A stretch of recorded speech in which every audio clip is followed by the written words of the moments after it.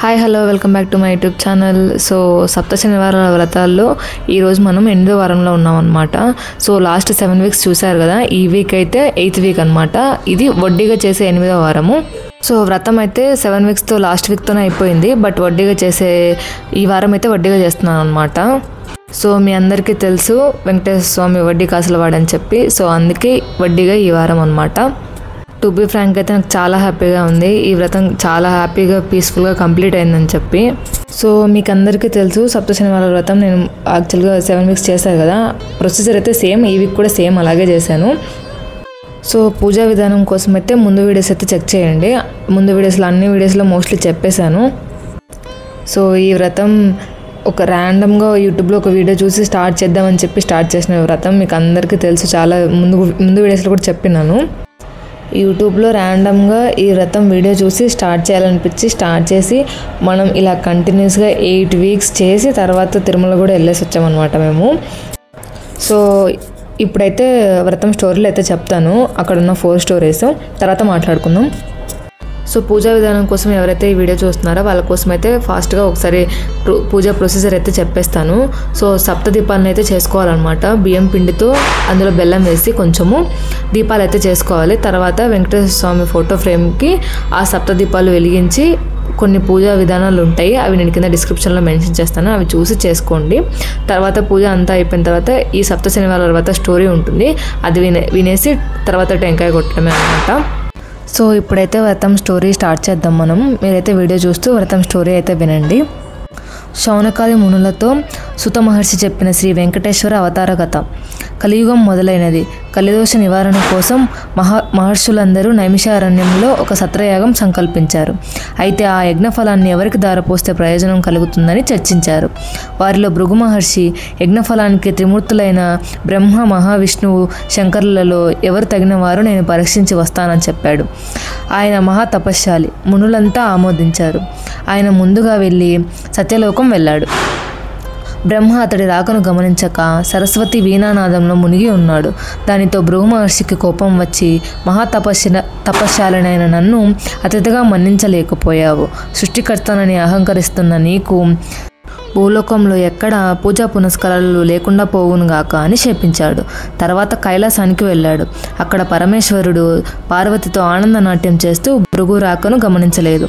దానితో భృగు మహర్షికి కోపంతో, శంకర, నీవు నాట్య విలాసాలలో మునిగి మహా తపశాలిని అతిథిని అయిన నన్ను నిర్లక్ష్యం చేశావు గనుక భూలోకంలో నీకు లింగ రూపంలోనే కానీ నిజ రూపంలో ఆరాధన జరగకుండునుగాక అని శపించాడు.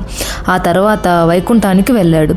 మాధవుడు పాన్పు మీద పరుండి తనకు పాదసేవ చేస్తున్న లక్ష్మీదేవితో సరససలాపులు ఆడుతున్నాడు. ముని రాకను గమనించలేదు.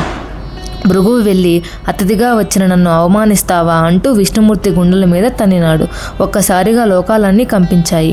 అయినా మహావిష్ణువు రవ్వంత కూడా ఆగ్రహించక పరమశాంతి స్వభావంతో లేచి మునికి నమస్కరించి, మునీంద్ర, మీ రాక చేత వైకుంఠం పావనమైనది.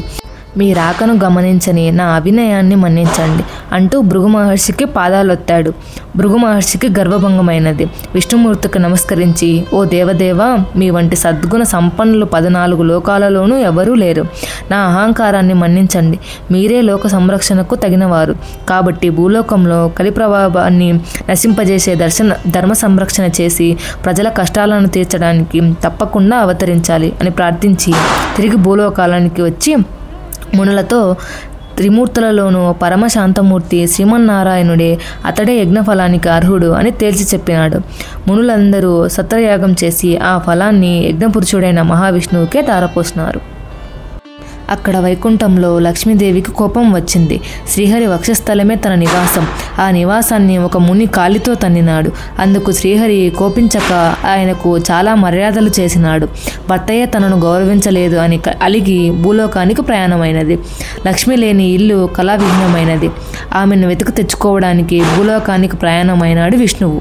ఇంతలో భూదేవి వచ్చి, దేవా, కలియుగంలో అధర్మం పెరిగినది. పాపభారం మోయలేకపోతున్నాను. నువ్వు భూలోకంలో అవతరించి నన్ను కాపాడు అని కోరింది. వెంటనే శ్రీ మహావిష్ణువు ఆ శ్రీనివాసుడనే పేరుతో భూలోకానికి దిగివచ్చి లక్ష్మి కోసం వెతకడం ప్రారంభించాడు. శేషాద్రి కొండలలో ఒక పుట్టను నివాసంగా చేసుకున్నాడు. శేషాద్రి పర్వతాలను పరిపాలిస్తున్న మహారాజు ఆకాశరాజు. అతడు సంతానం లేక పుత్రకామేష్టి యాగం చేయబోతూ భూమిని దున్నుతుండగా నాగలికి ఒక బంగారు పెట్టె తగిలింది. తెరిచి చూడగా మహాలక్ష్మి కళతో ఒక బాలిక కనిపించింది. ఆకాశరాజు సంతోషపడి ఆ పిల్లకు పద్మావతి అని పేరు పెట్టుకొని అల్లారు ముద్దుగా పెంచాడు. యుక్త వయసు వచ్చిన పద్మావతి ఒకసారి శ్రీనివాసుని చూచి మోహించింది. తల్లిదండ్రులకు చెప్పింది. ఆకాశరాజు వచ్చి చూచి శ్రీనివాసుని తేజో విశేషాలకు ఆశ్చర్యపడి అతడే శ్రీ మహావిష్ణువు అని భావించి పద్మావతిని ఇచ్చి వివాహం చేశాడు. ఆకాశరాజు తర్వాత అతడి తమ్ముడు తొండమానుడు రాజైనాడు. శ్రీనివాసుడు వెంకటేశ్వరుడు నామంతో తిరుమల శిఖరాల మీద కలియుగాంతం వరకు నివసించాలని నిశ్చయించుకుని సాలగ్రామ శిలారూపుడై పద్మావతి భూదేవులతో నివసించసాగినాడు. తొండమానుడు శ్రీ వెంకటేశ్వరునికి ఆలయం నిర్మించాడు. తనను సేవించే భక్తులకు కల్పవృక్షం లాంటి వాడే శ్రీనివాసుడు ఇప్పటికీ భక్తులను సంరక్షిస్తూ అక్కడ నిలిచి ఉన్నాడు. సౌనకాది మహామునులంతా సూతుడు చెప్పింది విని వెంకటాచలంపై వెలిసాక శ్రీనివాసుని అనుగ్రహం పొందిన వారెవరైనా ఉంటే వారి కథను వినిపించమని సూతుడిని అడిగారు. దానికి సూతుడు ఇలా చెప్పాడు. కుమ్మరి భీముని కథ. తిరుపతి మహాక్షేత్రమునకు సమీపమున్న ఒక పల్లెలో భీముడను కుమ్మరివాడొకడు కలడు. అతడు పేదవాడు. కుండలను తయారు చేసి వానిని అమ్ముకుని జీవించడివాడు. వానికి శ్రీనివాసునిపై భక్తి ఎక్కువ. చిరకాలము దేవుని పూజింపవలయను అని ఉన్నను కుటుంబ పరిస్థితిని బట్టి వానికి అట్టి అవకాశం ఉండేది కాదు. అందువలన తాను కుండలను తయారు చేయు ప్రదేశమున శ్రీ వెంకటేశ్వర స్వామి ప్రతిమను ఉంచుకొనెను. సారపై కుండలను తయారు చేయనప్పుడు తన చేతికి అంటిన మట్టిని పుష్పముగా చేసి భక్తితో స్వామివారి ప్రతిమ వద్ద ఉంచడివాడు. అది వానికి నిత్య కృత్యమయ్యను. ఆ ప్రాంతమును పరిపాలించు రాజు తొండమానుడు కూడా శ్రీ వెంకటేశ్వర స్వామి యందు భక్తి కలవాడు. అతడు ప్రతిదినమును వెంకటాచలమునకు పోయి స్వామివారికి బంగారు పూలతో అర్చించడివాడు. కొంతకాలమునకు అతడిలో అహంకారము పొడసూపెను. ఆ పక్క రోజు అతడు పూజ చేయుటకు ఉద్యుక్తుడు కాగా తాను నిన్న ఉంచిన బంగారు పూల స్థానంలో మట్టి పూలు స్వామివారి వద్ద కనిపించినవి. కారణము అర్థము కాలేదు. అర్చకులు తానుంచిన బంగారు పూలను అపకరించి మట్టి పూజలను ఉంచినారని అనుమానించెను. తన భటులను కాపలాగా ఉంచెను. రాజు ఎన్ని విధములుగా ప్రయత్నించనను బంగారు పూల స్థానమున మట్టి పూలే స్వామివారి యుద్ధ నుండడివి. మహారాజునకు మానసిక వ్యధ పెరిగెను. చితాపీతుడైన వానికి శ్రీ వెంకటేశ్వర స్వామి కలలో కనిపించెను. రాజా, సమీప గ్రామమున భీముడను కుమ్మరివాడొకడు కలడు. అతడు కుండలు చేయుచున్నచు నా స్మరమును ధ్యానమును విడువని మహాభక్తుడు. వాని భక్తి ప్రభావమున అతడుంచిన మట్టి పూలు ఇచ్చటి నా సన్నిధానమును చేరుచున్నవి. నీ ఉంచిన అట్టి బంగారు పూలు అతడుంచిన పూలయందు నిలవలేక అదృశ్యమగుచున్నవి. భక్తిలో అతడు నీకంటే ఉత్తముడు, విచారింపకము అని ఊరడించెను. తనను మించిన భక్తుడొకడున్నాడని స్వామివారు చెప్పిన మాటలు పరిశీలించుటకై వెంకటాచలమునకు సమీపమునున్న పల్లెలలో భటులతో కలిసి తిరగసాగాను. ఒక పల్లెలో సారెపై కుండ నుంచి త్రిప్పుచూ చేతికి అంటిన మట్టిని పుష్పముగా చేసి సమీపమున ఉన్న శ్రీ వెంకటేశ్వర స్వామి ప్రతిమకు సమర్పించుచున్న భూమిని చూచి ఆశ్చర్యపడెను. రాజు భీముని సమీపించి, ఓయి, నీవు స్వామిని మట్టి పూలతో పూజించుట ఎలా? నీకు పుష్పములు దొరకటలేదా అని అడిగాను. భీముడు రాజునకు నమస్కరించి, మీ వంటి వారు వచ్చుటచే నా ఇల్లు పావనమైనది. నేను చదువురాని మూర్ఖుడను. స్వామివారిని పూజించుట ఎటులో తెలియని వాడును, దరిద్రుడను. కుండలు చేయనుదే నా కుటుంబమునకు గడువదు. కావున నేను ఉదయము నుండి సాయంకాలము వరకు కుండలను చేయక తప్పదు. చేతికి అంటిన మట్టినే పుష్పముగా చేసి ఇట్లు స్వామివారికి సమర్పించుకొనిచుంటిని అని వివరించను. కుమ్మరివాని మాటలు విన్న రాజు మిక్కిలి ఆశ్చర్యపడెను.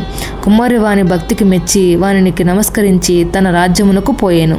ఆ తరువాత కొంతకాలమునకు భీముడు ససరీయముగా వైకుంఠము చేరెను.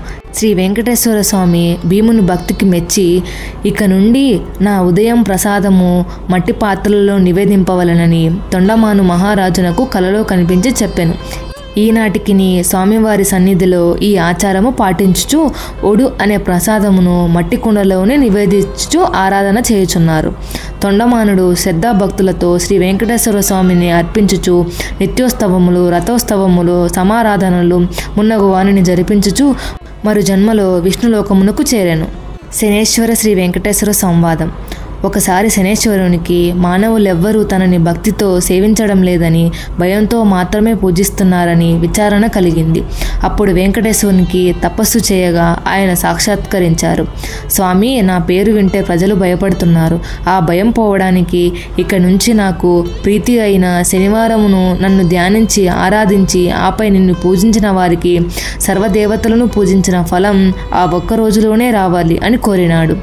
అందుకు స్వామి చిరునవ్వు నవ్వి, నీ కోరిక సమంజసముగానే ఉంది. అసలు నీకు నాకు భేదం ఏముంది? 6 వారాలు దాటాక 7వ వారం అంటే ఇష్టపడతావు. నేను 6 కొండలు దాటాక 7వ కొండ మీద ఉంటాను. నీవు నీలవర్ణుడివి, నేను నీలవర్ణుడిని. నువ్వు సప్తమ గ్రహానివి, నేను సప్తగిరీషుడను. సామాన్య మానవులకు ఈ విశేషాలు తెలియక నువ్వంటే భయపడుతున్నారు. నిన్ను నన్ను వేరుగా చూస్తున్నారు. నువ్వు కోరిన వరాన్ని అనుగ్రహిస్తున్నాను.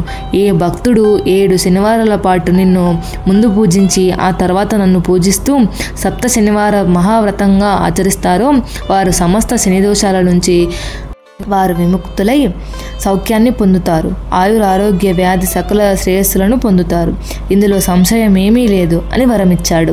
సౌనకాది మహామునులంతా సూతుడు చెప్పింది విని చాలా ఆనందించి ఈ సప్త శనివార వ్రతం ఆచరించి శ్రీనివాసుని అనుగ్రహం పొందిన వారెవరైనా ఉంటే వారి కథను వినిపించమని అతడిని అడిగారు. సూతుడు చెప్పడం ఆరంభించాడు. ఈ వ్రతకథ చెప్పిన నాకు, విన్న మీకు ఆ భగవంతుని ఆశీస్సులు ఉండాలని మనస్ఫూర్తిగా కోరుకుంటున్నాను. సో ఇంతటితో అయితే 3 స్టోరీస్ అయితే అయిపోయాయి. బట్ ఇంకొక స్టోరీ ఉంది. బట్ ఆ స్టోరీ నేను ఆల్రెడీ ముందు వీడియోస్లోనే చెప్పాను. ఇందులోనే చెప్తే ఇంకా లాంగ్ అయిపోతుంది అనమాట. సో అందుకని ఇక్కడ చెప్పట్లేదు. సో చాలామంది అడిగింది ఏంటంటే మీ కోరిక నెరవేరిందా అని చెప్పి. సో నెరవేరిందో లేదో నేను కమింగ్ అప్ వీడియోస్లో చెప్తాను. మీకు నిజంగా కోరికండి, మీరు అనుకున్నవన్నీ ఏవి అవ్వకపోతే మీరు ఏ డౌట్ లేకుండా ఈ వ్రతం స్టార్ట్ చేయొచ్చు. మిగిలిన విషయాలు నెక్స్ట్ వీడియోలో చెప్తాను. And that's it for today. I hope ఈ వీడియో మీకు నచ్చిందని అయితే అనుకుంటున్నాను. నచ్చితే మాత్రం please consider subscribing. Thanks for watching with lots of love.